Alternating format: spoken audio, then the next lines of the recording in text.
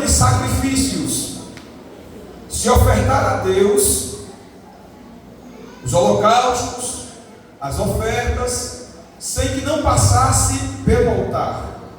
O altar era um monumento, um local construído, e o próprio Deus determinou depois para que, através deste monumento, os sacrifícios, as ofertas, os holocaustos fossem entregues a Deus. E durante todo o Antigo Testamento funcionou assim. Se nós observarmos, irmãos, a Bíblia ela vai mostrar no livro do Gênesis que os patriarcas levantaram altares. Noé levantou altar, Abraão, depois Abraão, Isaac, Jacó. Nós vamos ver com uma certa frequência altares que estes patriarcas levantaram e que através destes altares foram ofertados sacrifícios de gratidão, de louvor, oferendas ao Senhor nosso Deus.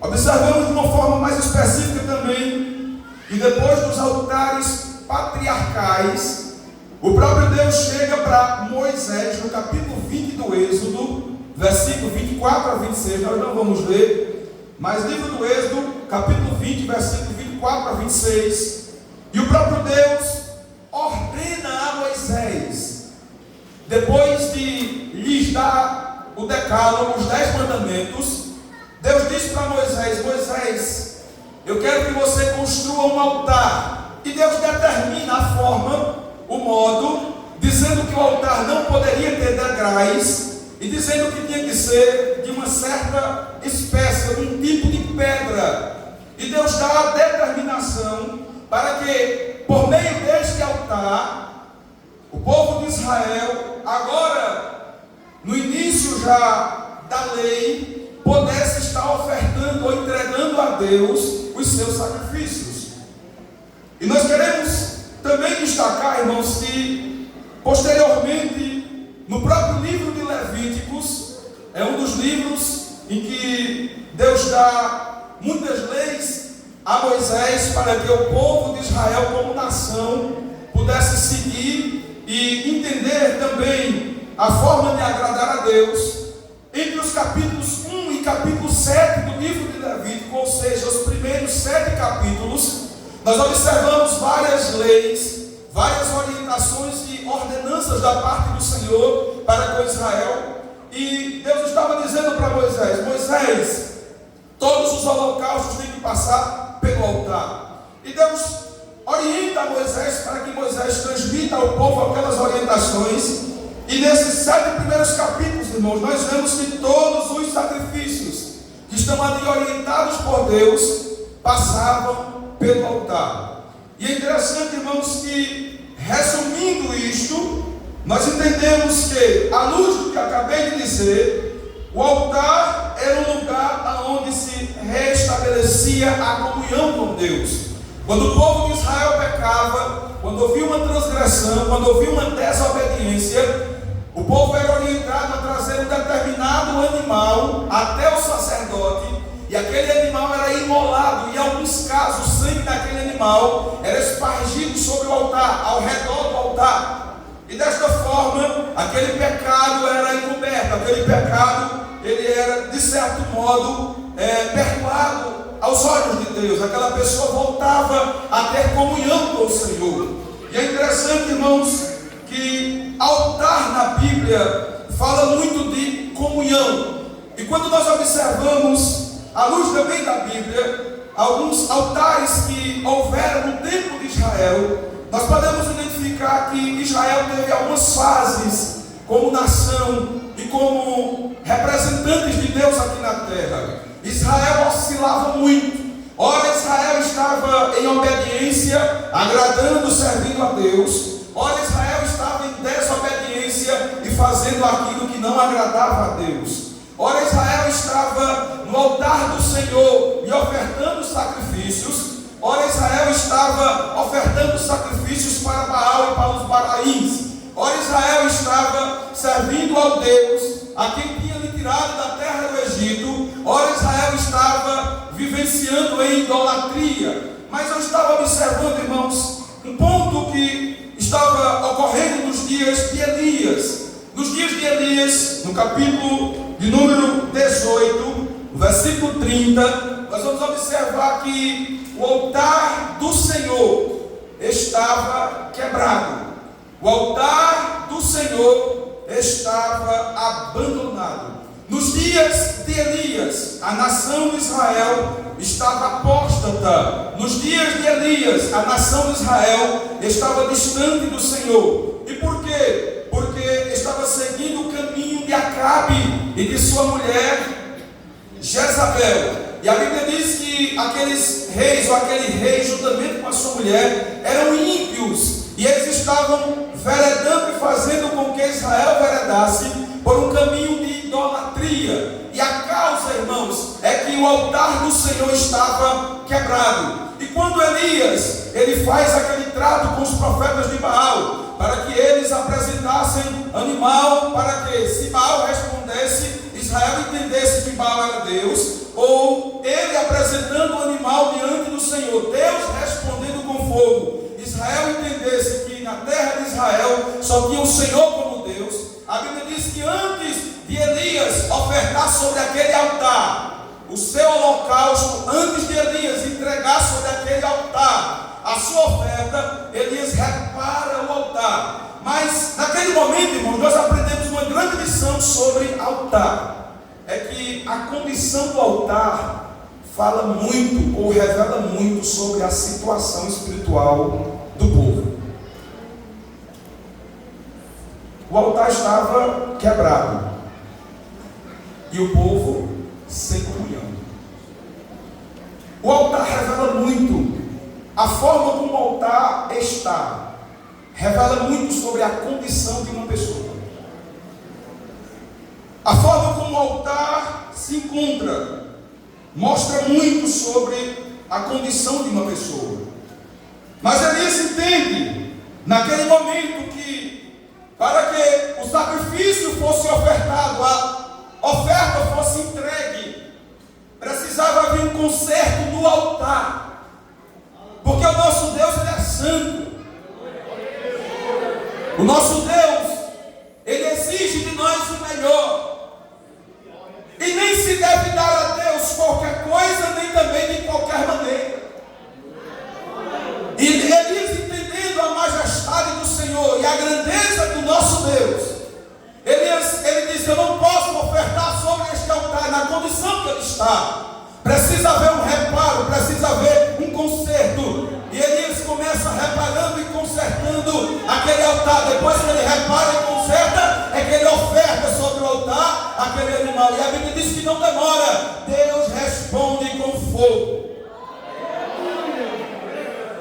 Mas quando nós olhamos à luz da Bíblia, nós vemos um outro momento de Israel, nos dias de Amós. Não vamos ler também, mas Amós capítulo 3, versículo 14. Deus traz uma palavra de sentença ou de juízo sobre a nação de Israel. E aquela palavra de sentença e juízo era porque o povo de Israel, naquele contexto, naquele tempo, estava ofertando sobre o altar do Senhor animais para a idolatria. Houve um tempo, irmãos, que Israel levantou outros altares. Mas o texto lá de Amós, capítulo 3, versículo 14, diz que os altares de Betel, o próprio Deus disse: eu vou chegar sobre os altares de Betel e vou fazê-los cair por terra, eu vou arrancar as pontas, que era a proteção. E Deus estava dizendo para Israel: vocês estão ofertando a outros deuses no meu altar. E eu quero abrir um parênteses nesta noite para dizer que Deus não divide o seu altar com ídolos. Deus não divide o seu altar com o pecado. Deus não divide o seu altar com a impureza. Deus não divide o seu altar com o mundo. Deus não divide o seu altar com a desobediência. Deus não divide o seu altar com aquilo que entristece a Ele. Eu quero dizer que nesta noite o nosso coração é um altar que está diante do Senhor. E Deus não divide o nosso coração com o pecado. Deus não divide o nosso coração com a impureza. Deus não divide o nosso coração com o mundo nem com aquilo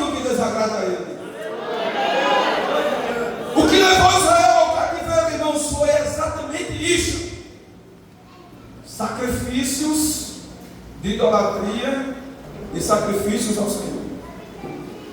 Israel vivia no muro. Ora estava do lado de cá, ora estava do lado de lá.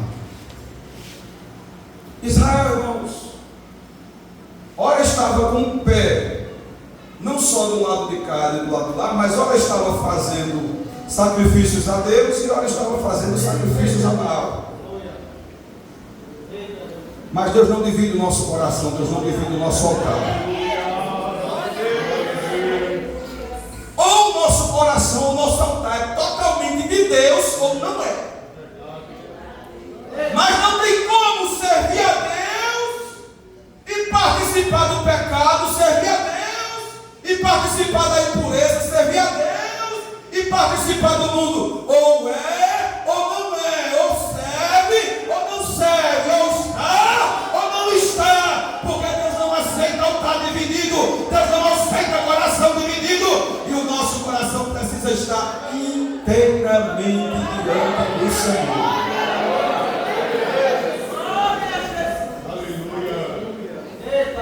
Não vamos ler mais Mateus capítulo 22, versículo 37, está escrito: o próprio Jesus disse: amarás o Senhor de meio coração. Amarás o Senhor teu Deus. Repita comigo: de todo. Mais forte: de todo. De todo teu coração. Deus não divide o teu altar com ninguém. Jeremias capítulo 29, versículo 13, está escrito: me achareis quando me buscardes, repita comigo, de todo coração. Deus não divide o teu altar com ninguém. Lucas capítulo 14, versículo 26, está escrito: Jesus disse: aquele que amar, aquele que quiser me seguir e amar pai, mãe ou qualquer outra coisa mais do que a mim, não é digno de mim. Glória a Deus. E Deus tem um conselho para as nossas vidas nesta noite. Foge da impureza, porque o teu altar foi consagrado ao Senhor. Foge dos prazeres do mundo, porque o teu altar foi consagrado ao Senhor. Foge dos desejos da carne, porque o teu altar foi consagrado ao Senhor. Foge da roda dos escarnecedores, porque o teu altar foi consagrado ao Senhor. Foge dos excessos do namoro, porque o teu altar foi consagrado ao Senhor. Foge dos pecados que estão infiltrados lá na internet, porque o teu altar foi consagrado ao Senhor. E Deus está dizendo nesta noite para ti e para mim: teu altar, teu coração é meu, e eu não divido com ninguém.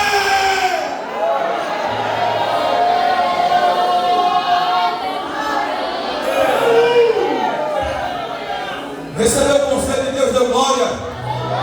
Agora tem uma ordem de Deus. Aí aqui eu quero chamar você para abrir a sua Bíblia, para mim, Levítico capítulo 6. Depois do conselho, irmãos, tem uma ordem. Levítico 6, capítulo 6, versículo 12 e 13.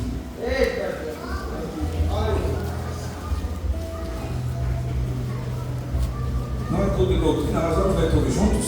Amém? Quem achou, dê glória.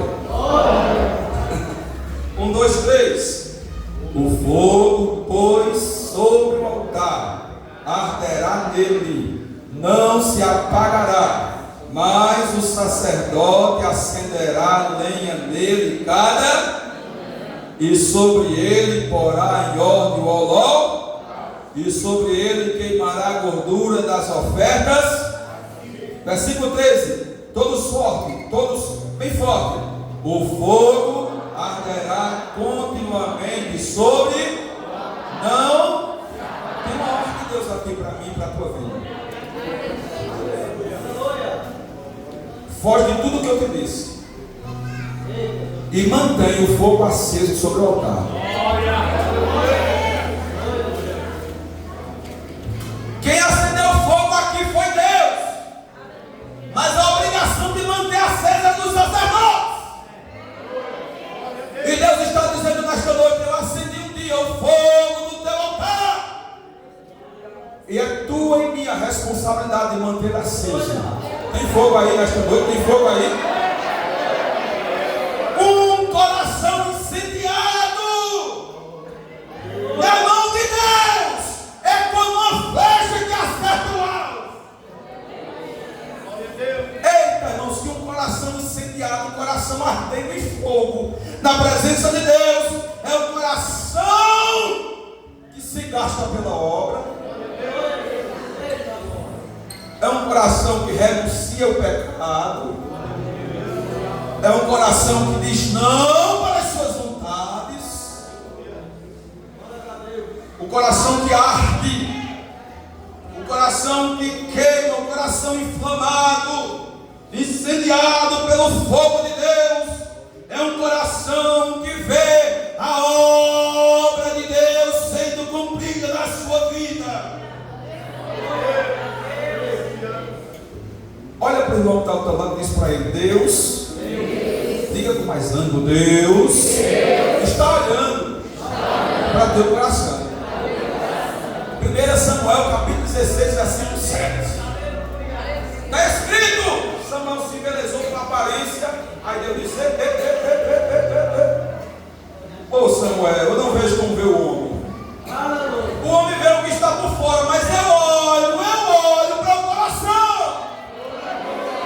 Ao olhar como chama de fogo nesta noite, enxergando o teu e o meu coração, analisando o teu e o meu coração, esquadrinhando o teu e o meu coração e conhecendo o teu e o meu coração. Salmo 139. Salmo 147, o salmista disse que ele esquadrinha. Ele veio, irmãos, ele veio. Você sabe o que é esquadrinhar? É partir em pedacinhos e ver o que está por dentro. Eu quero concluir esta palavra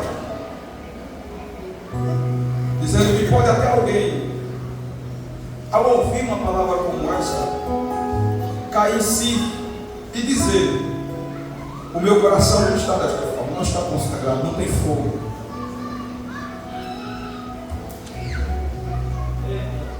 Mas é um segredo para conseguir o coração. Se o teu não está assim desta forma, nesta noite. Joel capítulo 2, versículo 13. Deus disse: rasgai os vossos corações e não as vossas vestes. Repita comigo: quebrantamento. É o caminho, quebrantamento. É o caminho, quebrantamento. Deus disse: rasgue o vosso coração e não as vossas vestes. Salmo 51, verso 10, o salmista disse: cria em mim, ó Deus, um coração puro. Quebrantamento. Salmo 147, verso 30, está escrito que